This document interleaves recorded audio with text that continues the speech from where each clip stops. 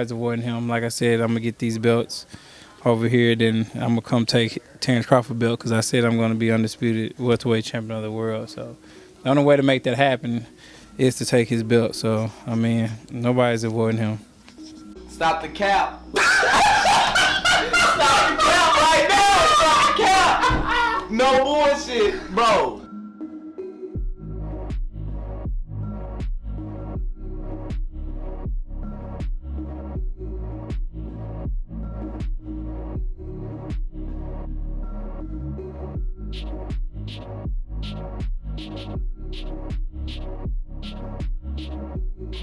Spence knows he can't beat Crawford. Oh, look at this guy. Oh, that was different. Bitch ass motherfucker. Who mans is this? Get him the fuck out of here.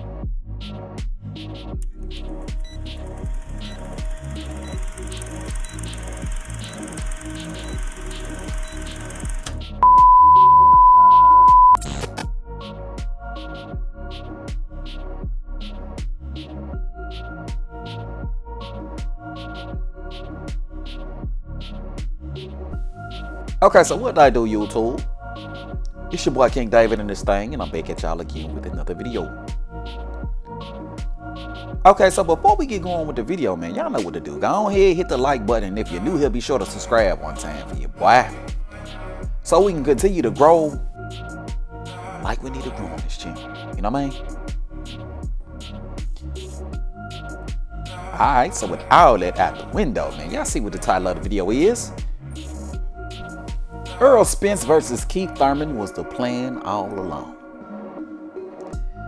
I say Errol Spence versus Keith Thurman was the plan all along. You know what I mean? Okay, so check me out, man. We recently got news that Errol Spence versus Keith Thurman was set to go down in April at 154 pounds, right? And you know, it came as a shock to a lot of boxing fans, you know, not me because, you know, we pretty much knew what the play was all along, you know what I'm saying? But besides just the gut instinct and following the patterns when it comes to Errol Spence Jr., there was hard concrete evidence that Errol Spence was going to be fighting Keith Thurman next and not Terrence Bud Crawford, right? The fact of the matter is, the narrative that's being portrayed out there in these boxing highways and byways, is that Terrence Crawford somehow, some way, interrupted the inception of the fight between Terrence Crawford and Errol Spence Jr. But the fact of the matter is, that just simply isn't true, right?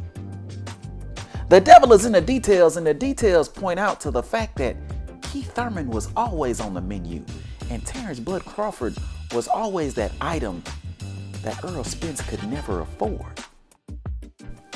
I mean, y'all know the saying, don't take a check that your ass can't cash, right? So, with all that being said, bro, let's go through the series of evidence that pretty much proves that Keith Thurman was always the next opponent. So the first key element in the evidence is that all we got to do is look at Errol Spence's track record, right? Errol Spence told us years ago that he always wanted to take the easy route. Told Terrence Crawford to his face that he wanted to take the easy route, right? And since then, all he's done is take the easy route, right? He fought Sean Porter, he fought Dennis Ugas. But in addition to the two belt holders, he fought Danny Garcia and Mikey Garcia, who didn't have a belt, right? Which completely conflicts with the argument that Errol Spence was simply trying to collect all his belts on his side of the street. I mean, that would make sense if you were only fighting the belt holders, right? But seeing how he wasn't, him fighting both Mikey and Danny pretty much contradict that statement, right? So that's the first conclusive evidence that we can come to in order to determine that Errol Spence had really no intention of fighting Terrence Bud Crawford to begin with, because he's not done taking the easy route, right? I mean, Errol told y'all dudes from jump that was his priority. So what would make you think that anything would change just because Terrence Bud Crawford holds the last belt and he's able to now unify or become undisputed with a Terrence Bud Crawford fight, right? What would make you think that would change simply because Terrence Bud Crawford offers him the most amount of money that he's ever seen in his life, right? What would make you think that anything would change just because he would get the most notoriety and recognition from beating somebody like a Terrence Bud Crawford? If Errol Spence says he's gonna take the easy route, god damn it, that's what he's gonna do. Right? So that's the first thing, right, that tells us that Bud Crawford was never on the menu. Now the second thing that tells us that Keith Thurman was always the priority and always the next fight is simply what we saw going on with the sanctioning bodies, right?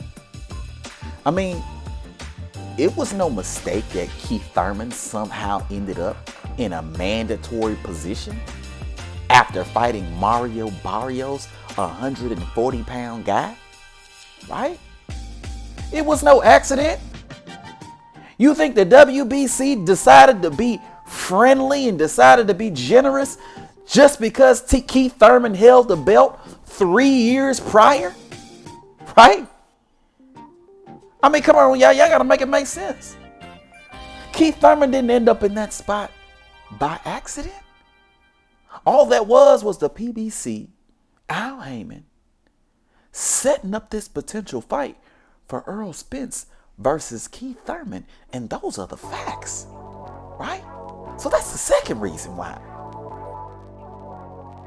Now, the third thing that proves that Thurman was always the next fight and not a Terrence Bud Crawford is something a little less obvious, right? Something just a tad bit less obvious, right? Back in the beginning of November, when Bud Crawford and Errol Spence were having their little skerfuffle, right? Whatever it is you want to call them on Twitter, where Bud Crawford, right after or right before that, announced that he was going to be fighting David Avanesian, Errol Spence put out a tweet. That's right, y'all. He put out a tweet. And in the tweet, he pretty much said that Bud would be fighting somebody, but also that he would be fighting someone else. Check out the tweet. Okay, so let's read this tweet together. On November 2nd, 2022, Errol Spence tweets, "Facts is, I'm fighting somebody else. He is too, but a tune-up." So we can go ahead and we can ignore the whole tune-up comment, because at the end of the day, I mean, Terrence Crawford was fighting a top 10 welterweight. Same as Keith Thurman, top 10 welterweight.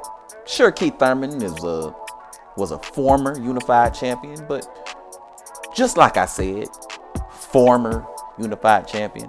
Same as a lot of other former unified champions that I don't believe Earl should get credit for fighting, right? Sugar Ray Leonard is a former unified champion. So if that fight took place, are we going to give Errol Spence the same credit that he would get for fighting a prime Sugar Ray Leonard? Nevertheless, I digress, because that ain't what we're talking about here. Let's just focus on Errol Spence's tweet, right? So, as I got the date highlighted, on November 2nd, 2022, Errol Spence already mentioned that he was fighting someone else. But my question is, y'all, how in the hell would Errol Spence know that he was fighting somebody else in November? The beginning of November at that, y'all. How in the hell would Errol Spence know right after Bud Crawford announced this fight, and right after Errol Spence said to the world that he was blindsided by Terrence Bud Crawford? How in the hell at that point would he know that he's fighting someone else? Somebody make it make sense for me. Somebody please make it make sense for me. How in the hell would Errol Spence know that? Right? I mean, he was so blindsided, like it mentioned before.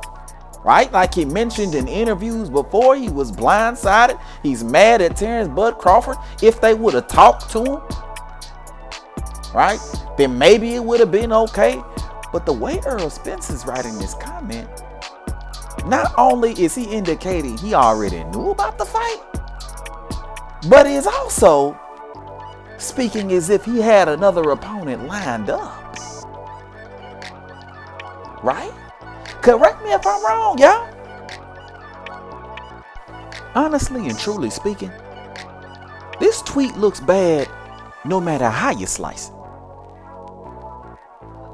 Because if you want to say Earl didn't know who he was fighting at this particular time, then how the hell he knew he was fighting somebody else right after Terrence Bud Crawford announced his fight with a David Avanesian, right? And then how the hell did that fight get done so goddamn quick, right? But on the other hand, if you want to say he knew he was fighting Keith Thurman, then that is essentially an admission of guilt. And it means that he had the Keith Thurman fight in his back pocket this entire time, y'all. You Errol Spence fanatics out there, would you care to explain why Errol Spence tweeted this out in November of 2022, right after Bud Crawford announced his fight with David Avanesian? Somebody please make it make sense for me. And you know what other question this raises? If Errol Spence knew in November he was fighting someone else, why in the hell did he say he would spin the block? Huh? I say, why in the hell did he say he would spin the block? Somebody make it make sense for me. Because if I know I'm fighting somebody else, I'm not telling the world I'm gonna spin the block, right? Not only that, but if I know my next fight is at 154 pounds, why in the hell would I tell anyone that I would spin the block, y'all? Right? Why would I tell anybody that?